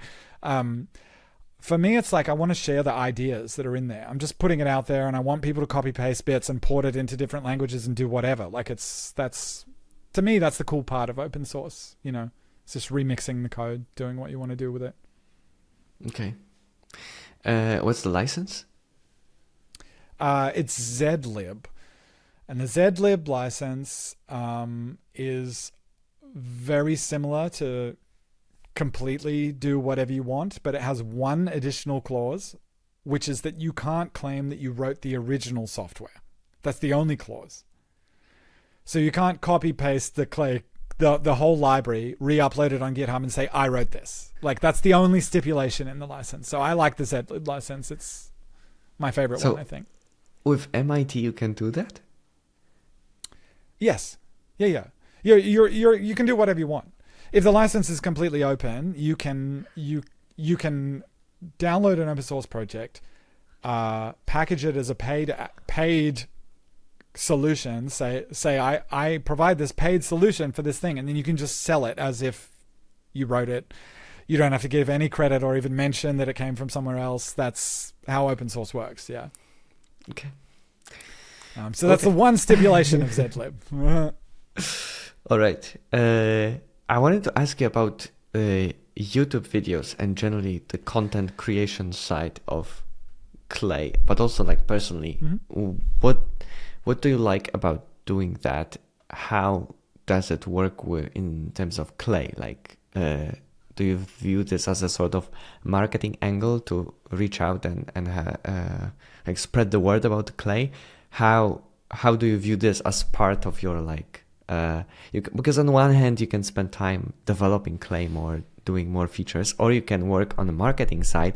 And I just want to mention, marketing is like a lot of the work, like 80% of the work that you do, if it will be marketing. Like getting your word out about something that you made is a very important part.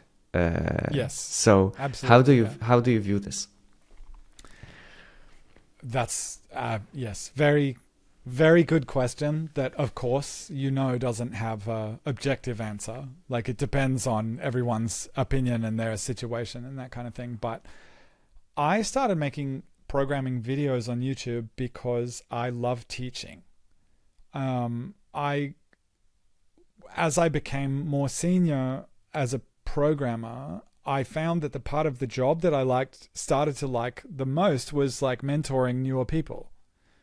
I just love teaching. I find it so interesting, like finding the right metaphor, figuring out where someone's particular unique web of knowledge is, and like how to fit in the missing pieces, like that type of thing. I love seeing that moment when people finally get it. It's just like it's an amazing feeling, right? I really love teaching, and as I was doing more of that kind of stuff, I started to think like, oh, these, junior engineers are finding this particular thing challenging. Like, I've seen this a couple times. Maybe I'll do like a talk about it. This is like not 10 years ago, but close to 10 years ago now. It's like the first time I did a technical talk. And when I started doing that, I realized like, wow, I love making talks. I just like really, really enjoyed the process of like making the material and that kind of stuff. And as soon as I started doing talks, I just was totally hooked. Like it's just so satisfying to me, this feeling of like when you make a video that's trying to explain a concept, or when you're making a talk that you're going to deliver live that's trying to explain a concept. I can't explain it any way other than like, as you go over it multiple times, you develop this sense that's almost like a feeling for where the rough parts are. Like you rehearse it again, and you can feel that this transition between these two things is not good, or like these two ideas are disjointed, or you use this piece of jargon without explaining it first, that type of thing. And as I started to fall sort of like deeper into becoming more interested in that, I started making more educational stuff. I started doing more talks, and at some point I was like, wow, I probably want to pivot into just doing educational stuff in the long term. It just started to occur to me that like, I love programming and I'll do it for the rest of my life as a hobby, even if I don't work professionally as a programmer. Absolutely. But I really want to try making a lot more educational stuff, because I feel like there is a bit of a hole in a certain type of fundamental programming education, especially for low-level stuff, as you might have found. There are, of course, some amazing resources out there. But yeah, so I started to make more educational videos, and I was just making stuff that was interesting to me, just putting up random things. And, the earlier videos on my YouTube channel are so low tech. It's like I'll make like a PowerPoint with like 20 slides in it or something. And then I'll go through that and just like ramble for like 45 minutes, and the information density is like so low, and just me talking about random stuff. And then as I started to do that more, you practice and you get better. And so I started last year, I was like, I'm going to try and make some more polished videos. I'm going to try doing some animations. I'm going to try writing out a proper script and like actually, doing it, editing it together rather than filming the whole thing in one take. Because for example, I have this video about data-oriented design in games that a lot of people have watched. For some reason, it was unexpected, because I did that as a live talk at the New Zealand Game Developers Conference like 2 years ago. And when I first put it on YouTube, like 200 people watched it or something. I was like, oh, cool. Well, 200 people saw the thing. That's great. And now it has like 200,000 views or something. I don't understand why or how, but the thing about that video is that I recorded the whole thing in one take. Like, it's like 52 minutes, and I memorized the entire thing basically word for word, and I just recorded the whole thing in one take while progressing through the PowerPoint. So when you watch that video, that's me as if I was giving a live talk. It's like the talk that I gave at the conference. And it took so much time and effort to rehearse it to that point where I could confidently do that. And so I started thinking from that point, it's like, how do I do this so it's not so much effort? Like, that talk took me like 120 hours to make, probably in total, including the rehearsal and stuff like that, maybe more. How do I make it a bit cheaper to do these kinds of things? And so I started experimenting with like, okay, well, if I write up a script and I get it working well, and then I record the audio separately, I edit it together, and I can edit the visuals, and I don't have to rehearse it as much. So I started experimenting with that kind of thing. And obviously one thing leads to another. You make a video with static slides, and you're like, maybe I can animate the transitions. Maybe I can animate inside the slides. Maybe I can make these animated graphics that have these complex, like tweens and stuff like that. It's just like progresses. If you have an eye for quality, you end up the bar just raises naturally, right? And so while I was doing that, I have this massive list of videos that I'm planning to make for educational purposes. I'd released Clay already like a month or 2 months or more before that. And it got in like a little bit of traction, like a surprising amount, really. It had like 1,000 stars on GitHub, or close to 1,000 stars or something like that. And I was like, wow, this is crazy. Like, people saw this thing. It was on Hacker News, and there was a bunch of really dumb comments. And anyway, so I was at that point, and then I was like, okay, well, in the middle of making these educational videos, I've released this open source thing. I think it's pretty cool the way that it works, and the way that I sort of have broken down this idea of UI layout into this like simplified form. It's not the ideal form of this type of thing, but it's reasonably tight in terms of, the redundant operations and that kind of thing. I was like, it'd be pretty cool if I just made a video talking about how it works, like from an educational standpoint. I was not thinking about marketing it, the tool at all. I didn't make the video from the perspective of like, I need some way to market Clay and get more people to look at it. And I released the video like a couple of days before Christmas last year.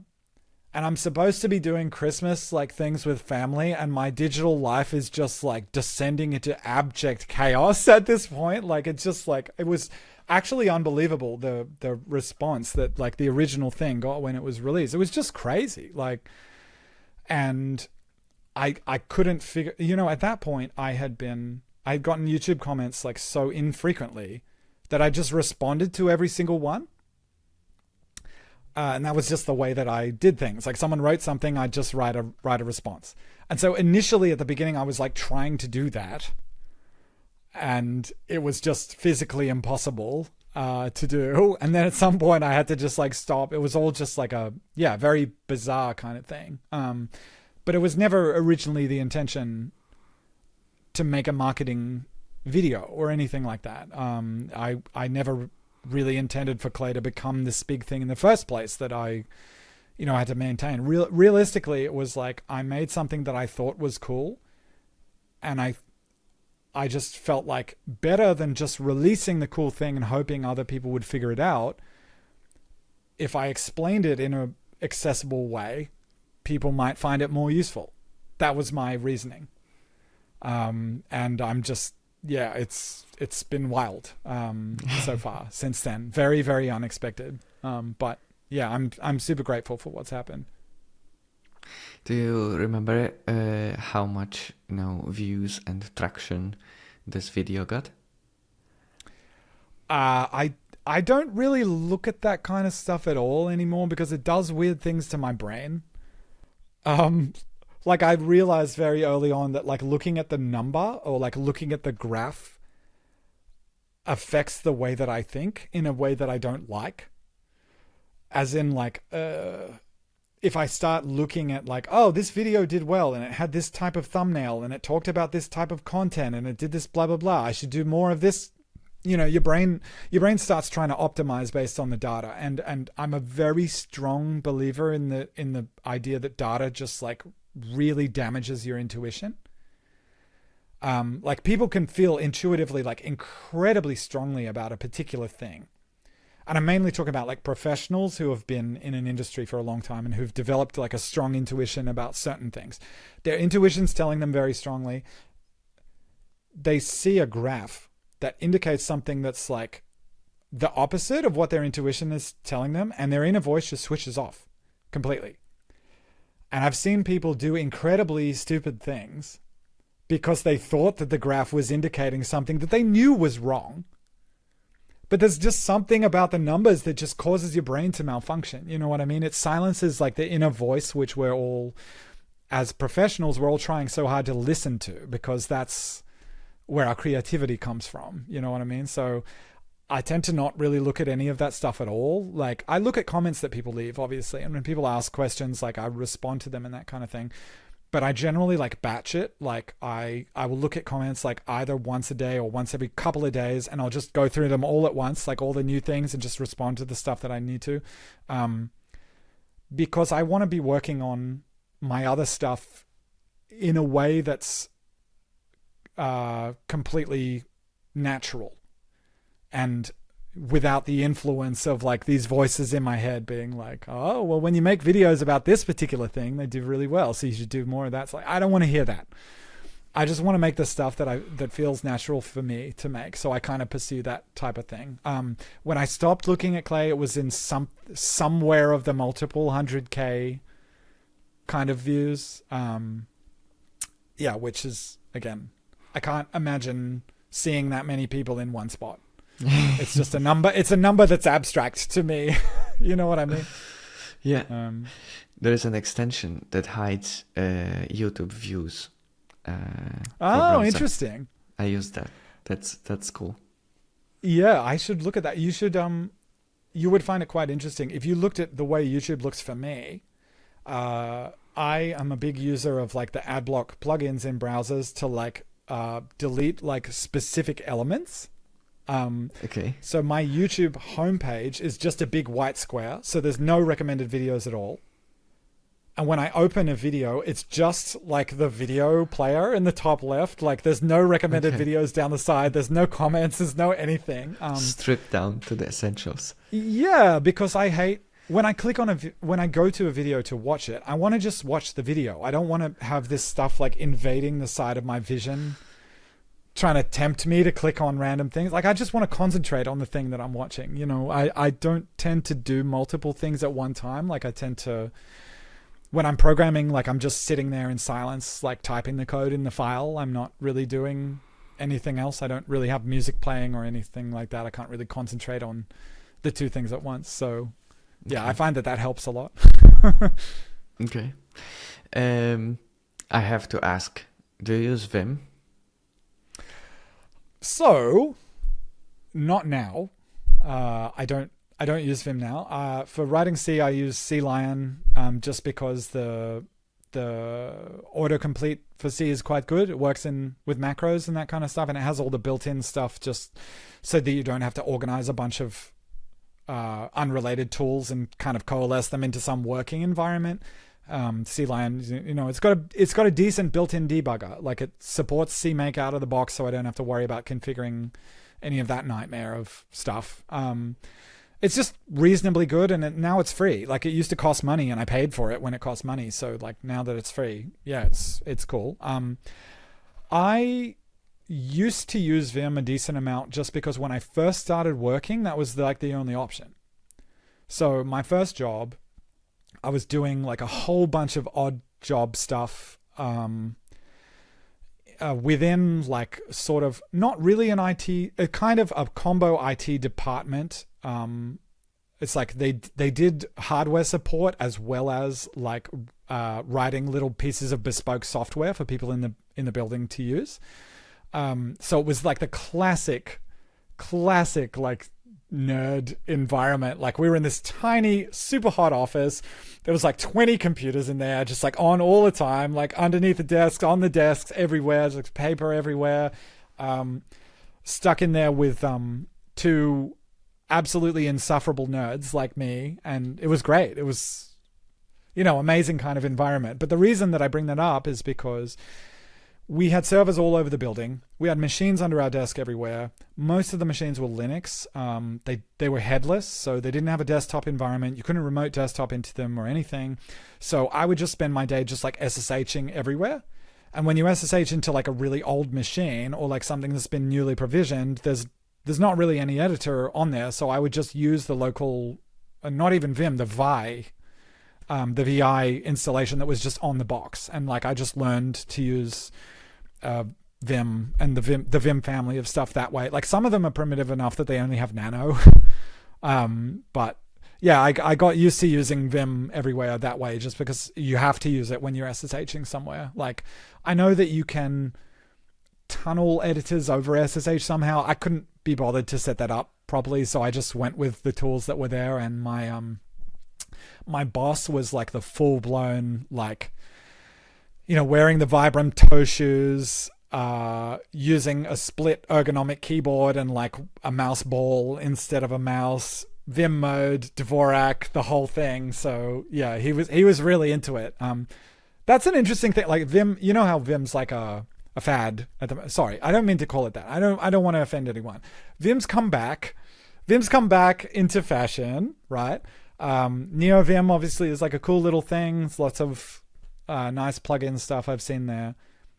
But yeah, I do find that it is the kind of thing where I got to choose my words extremely carefully here. It's easy to feel like you're doing productive work, tweaking your workstation and your setup without actually doing the work. You know what I mean? And I find personally, I fall down those kind of rabbit holes as well. And to me, like I've actually found having just a primitive setup with a couple of things that are probably not super optimal actually helps me get work done because I'm not thinking about my work environment. I'm just doing the work. I'm just dealing with whatever limitations I have. Like these days, I'm working on a laptop like all the time. I'm just typing on a 14-inch laptop screen and it's fine for me. Oh, really? Okay. Yeah, I had a really nice workstation set up before I moved back to Australia. I just still chaos, haven't set all that stuff up, and I'm fine just working on a laptop, Okay. Nice. CLion also, I like that.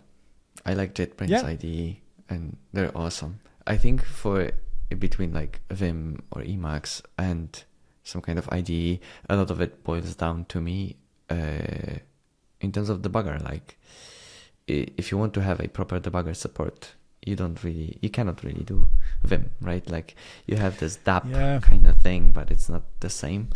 So totally, if you're fine with working without a debugger, but I'm assuming for Clay and macros, you would like to have an ability to just run a debugger and breakpoint. I would never do any serious work without a debugger ever again. Okay. That's just me personally. Like I I just could never ever go back to an environment where I'm trying to print stuff to the console to figure out what's going on. And I think part of that is because C is very different to something like Python or JavaScript, right? You don't have easy access to, like in JavaScript, for example, if you print an object to the console, in Chrome, for example, you just call console log and you put an object inside, and call that. You can actually expand it, and it has like a interactive like tree viewer for like the object properties, and it will follow pointers, it will do whatever. So you get like these proto debugger kind of features that can sort of get you towards the experience that you want. But with something like C, where, you know, formatting stuff to print is a nightmare in itself, the idea of printing out a recursive structure, having something to do that just to inspect it, it's a nightmare, you know? So like you just, having a debugger is like, I would consider it to be just utterly essential. And it's like, you even just start, like just viewing the value of stuff is just the beginning. When you get into setting, to using data breakpoints, you know, that kind of, you realize that there's this whole other way of solving issues that you just were never exposed to if you're doing that type of thing. Yeah, it's very highly recommended. I really want to make a video at some point that just goes into an exhaustive amount of detail about how to use a debugger. Because I think a lot of people just find them kind of intimidating. They're just like worried that like, oh, you know, I have to invest all this time in like setting it up and it breaks and stuff like that. But it's like, yeah, I consider them to be an essential part of programming at a high level, really. Okay. So we're gonna wrap up the video interview part. You need to tell me where people can follow your work now, and where can people, if they're interested in Clay, where should they go? What should they do? Cool. So if you go on GitHub, for example, and you just type my name, Nic Barker, my GitHub name is my real name, and you'll find me on there. If you just type Clay into the search bar in GitHub, you can find it there. If you're interested in the educational videos that I make on YouTube, again, it's just my name. If you type me into YouTube, you'll find my videos there. Generally, everything links out to everything else. So if you stumble upon me in one place, you'll find links to my other things. I post, I wouldn't call them hot takes, but I post things that generate discourse on Twitter. Yeah, so if you want to have fun, you know, talking random garbage about programming, you know, I'm always happy to chat on Twitter as well. So I still call it that. I can't get used to calling it something else. It's going to be Twitter forever for me. It's just what it is. Okay. So Twitter, Discord, GitHub as well, and YouTube. Yeah, and YouTube's kind of my main thing that I do now, I guess. So yeah, it's if you want to see what I'm doing there, like I've made a bunch of big videos, but the one that I'm almost finished with that I'm going to release this week is just an absolute monster. It like almost killed me making it. Oh, really? It's about recursion. Oh, okay. It's one of my explainer videos. It's about recursion. So do you have any more time, or like is it of course just the plan is the following. We're wrapping up the video interview section now. There are still a couple of questions asked, so we can stay live, answer them, and then we'll close out. Okay, but for the video interview part that will be there as a video, please talk about your monster video about recursion. It's just interesting because like I've had some people ask about like my process and stuff. So like for people who haven't seen my like YouTube videos and stuff, I make educational programming videos that have a decent amount of like animations and that kind of things going on. They're getting reasonably long these days. Like the most recent one I released was like 40 something minutes. This is significantly longer than that. And the way that the process works for these videos is that I write the whole script for the video first. I rehearse talking through it to give it a feel for how it's going to sound, and like that's how I figure out the larger like logical structure.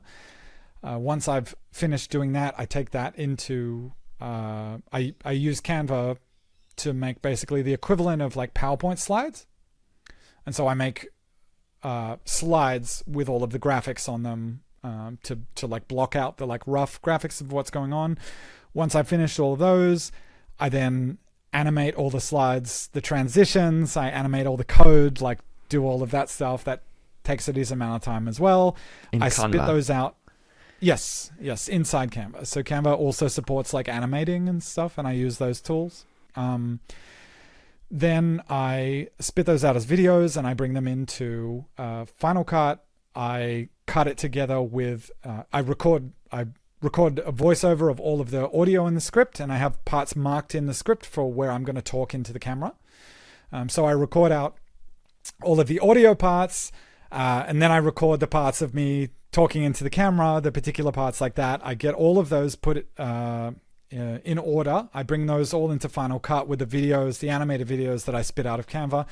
Then I edit all of the audio and the video of the animations so that when I'm talking about a particular like point, it like all lines up correctly. That editing takes a long time. And then finally I spit the audio out, master the audio, cut out all the breath sounds, all the standard audio production stuff, and then I bring it back into Final Cut and export it as video, right? When I first started doing this, I didn't quite realize that it was such a pipeline. And so I wouldn't spend enough time doing the script. And then by the time I got to the point where I was like editing stuff together in Final Cut, I would find, there's a mistake with this particular thing. I'd have to go all the way back to the script, fix the script, go from the script to fixing the slides, go from the slides to fixing the animations, and re-export it, bring it into Final Cut, re-edit it together, re-export the audio, blah, blah, blah. So I figured out that I really needed to actually nail each stage like correctly before I moved on to the next one, because going back and redoing stuff was like really painful. And so that just means that I spend a lot of time doing each of the stages kind of correctly. And to give you an idea of the scale, the script for the recursion video has 11,000 words in the script, which is probably somewhere between 50 minutes and an hour worth of talking at my pace of talking. It has almost 1,000 slides. So if you imagine making a PowerPoint with 1,000 slides in it, it's a lot. And they're all animated. Going through it, going through it takes a very long time to, like quality check the whole thing, make sure there aren't like small little errors in there. Because I have to animate all the code, transitions between the code, like lines being inserted and removed, like variables moving around. I can't use automatic syntax highlighting because they all need to be separate like elements for animating and that kind of stuff. So I have to do all the syntax highlighting by hand. I have to type all the code into the slides, do the syntax highlighting by hand. It's a very, very time-consuming process, but I'm really happy with how this video has turned out, and I think it'll be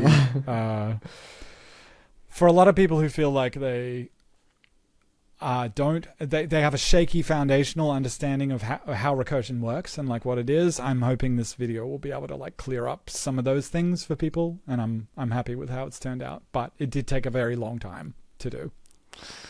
I would classify my understanding as shaky, so looking forward to it.